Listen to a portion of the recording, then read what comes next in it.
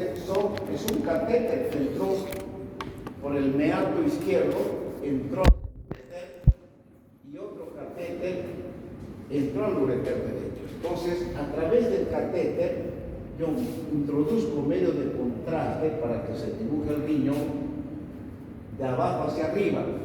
Aquí puede tener el paciente insuficiencia renal, tener una creatinina de 5. Yo puedo hacer este estudio. ¿Por qué razón?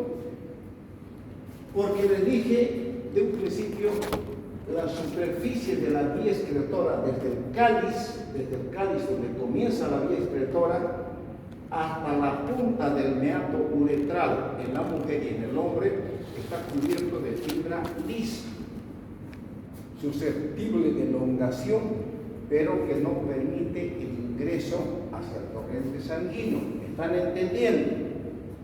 El contraste sube y otra vez vuelve a bajar, o sea, todo lo que ingresó va a volver a bajar hacia la vejiga, o sea, no entra en el torrente venoso. Por eso a mí me gusta hacer algunas preguntas a ustedes para que razonen y no se confundan entre una urografía excretora y una pilografía ascendente. ¿Están entendiendo? Está clarito, ¿no es verdad? ¿Alguna duda? No. Nada. ¿Qué es el cistograma o cistouretrograma miccional? Es la famosa cistografía. ¿Qué es la cistografía? Es una fotografía de la vejiga. ¿Qué es la uretrografía? Es una fotografía de la uretra, donde introduzco medio de contraste, inmediatamente saco una radiografía. Y la cistografía o cistograma es el estudio ideal para el diagnóstico de reflujo vésico-ureteral. Cuando hablemos del otro tema, vamos a hablar de esto. El cistouretrograma es una imagen de la vejiga, la cistografía miccional. Una cosa, escúchame, una cosa es la cistografía. Es una radiografía contrastada de la vejiga. Ahora, la cistografía miccional significa que me meten a mí una sonda, me meten medio de contraste y me indican que orine. Esto se lo voy a mostrar también. Me piden que orine y para que vean, si ustedes me miran de frente, no van a saber si la vejiga, la pared posterior de mi vejiga está rota, no van a poder saber. Entonces, para eso se llama cistografía miccional retrógrada oblicua derecha. Entonces yo pongo el pie debajo de mi rodilla y el rayo viene de allá. Entonces automáticamente yo pongo mi mano derecha en el hombro izquierdo y esta rodilla, y automáticamente permito que la radiografía muestre una parte posterior, la parte posterior del lado derecho de mi vejiga. Cuando quiero ver la parte posterior izquierda de mi vejiga, hago lo contrario. Y el rayo viene de allá y ve la parte posterior. ¿Por qué? Para evaluar el reflujo vésico-ureteral. ¿Están entendiendo? Todo esto se los voy a mostrar. Eso se llama cistografía miccional. ¿Por qué? Porque se tiene que tomar en el momento que yo estoy orinando. Pujo para orinar y comienzo a orinar y ahí bate la radiografía. Y ahí se va a evaluar el grado del reflujo vésico-ureteral, porque la orina vuelve hacia el riñón. Eso vamos a hablar posteriormente. ¿Ya? Vean acá, esta es la cistografía. ¿Cómo yo puedo evaluar aquí de frente si hay reflujo de primer grado? No voy a ver al ureter, porque esto es una cistografía.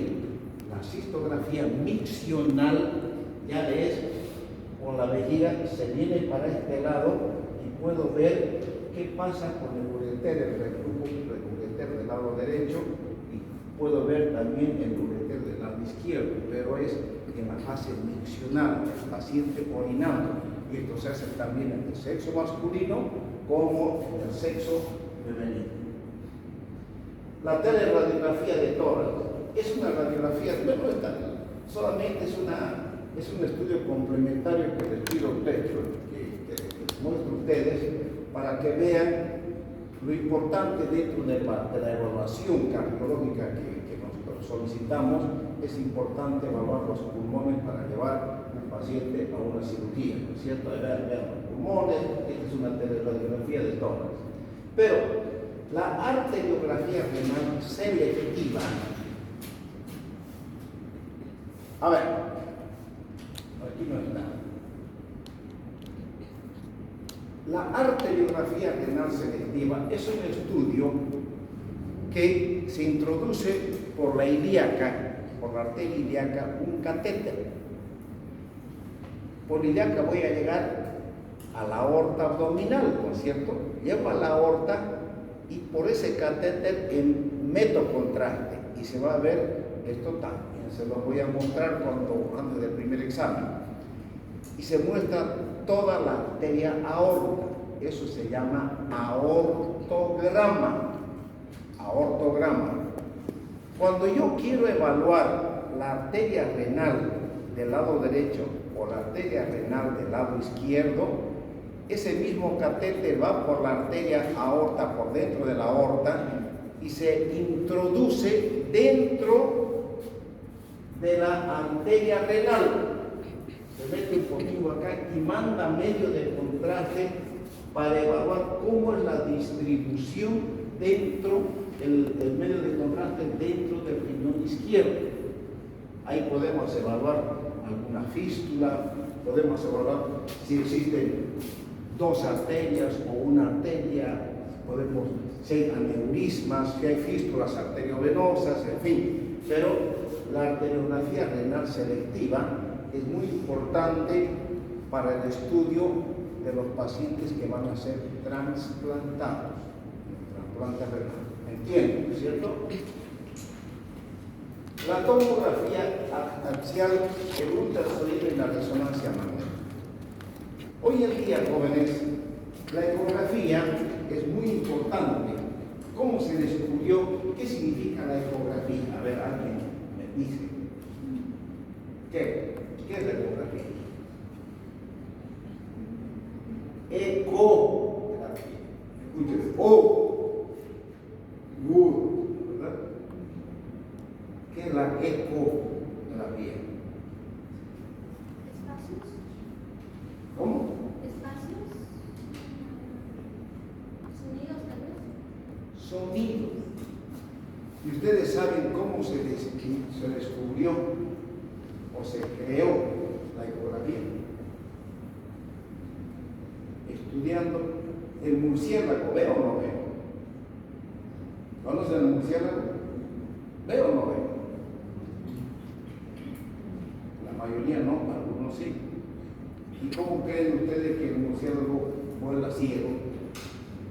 A través de la Por los oídos grandes que tiene y por la cantidad de pelo. Entonces, el murciélago emite un chirrido que es muy agudo, que nosotros a veces no lo percibimos, y emite el sonido y devuelve al oído. Quiere decir que hay una pared, sigue volando hasta que emite un chirrido y sale por la ventana.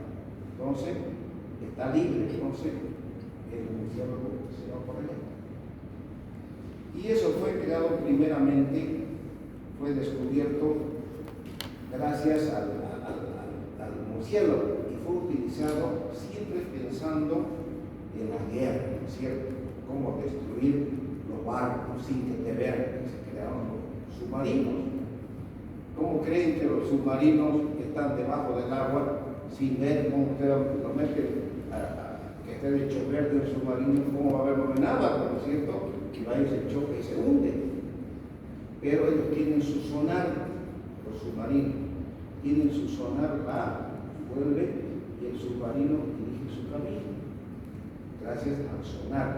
emite un ruido y se ha demostrado que el agua es el mejor conductor del sonido. Por eso es que el primer ecógrafo fue utilizado en la mujer embarazada. ¿Por qué? Gracias al líquido amniótico. Entonces, ese aparatito se utilizó en la medicina y primeramente la mujer embarazada para ver el tamaño del feto. Ustedes saben que hoy día se ve hasta el sexo, se sabe el feto con información, ¿no es cierto? Pero eso, entonces un ecógrafo, cuando yo estaba en la universidad, de la edad de ustedes, yo conocí el primer ecógrafo que parecía un escritorio así de este tamaño, grande, y uno con la boca abierta, ecógrafo. Por supuesto que era primitivo, carísimo. Y uno conocía que era ecógrafo, trajeron a Sucre, y bueno, se hicieron todavía creo que entre 3 médicos trajeron un ecógrafo.